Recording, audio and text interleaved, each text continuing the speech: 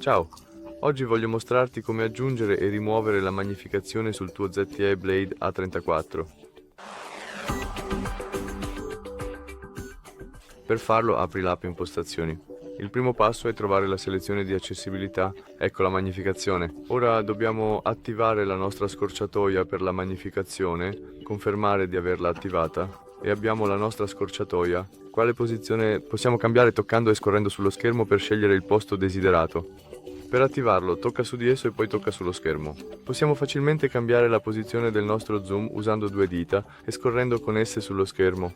Per attivarlo, puoi anche ingrandire o rimpicciolire.